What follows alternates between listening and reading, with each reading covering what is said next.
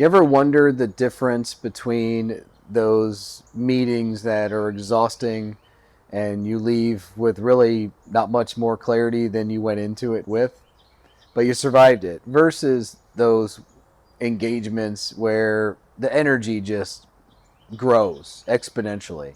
Not only do you get to the right place quicker, but it's effortless and it's fun. And what is the difference between those two situations? It's conditions. That's the difference. Spent all my career looking at the cracks and the patterns, finding the through lines that explain all of these things about relationships and belonging and teams and why companies succeed or fail, all through the lens of the physics of human belonging, of living system belonging. And what I fail to really pay enough attention to is the tissue, the interstitium, if you will, that connects it all together. So those conditions determine the extent of belonging that's possible at that moment in time. So let me explain. The conditions are somatic.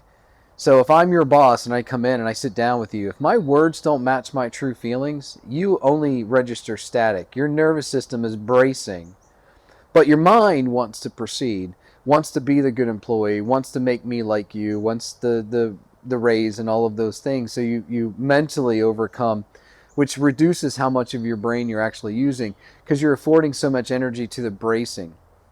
But if I'm an enzymatic leader and I come in where my words match my feelings and I'm living within the orbit of my truth, you feel that, you sense that, and your nervous system relaxes to the point we can actually have a really fruitful conversation. It's that simple. It's the conditions of the nervous system that are required to get the most out of any situation that involves living systems. You, me, plants, animals, birds. It's all the same. That's the part we keep missing, is the conditions that are required.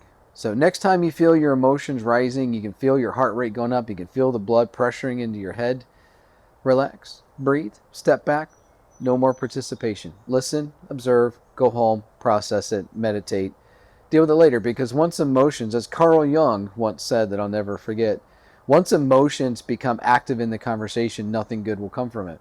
That's because you're no longer in the seat of awareness of yourself. You're now participating in it. And it's that simple. When you start participating, back away, take a breath, walk away, come back later.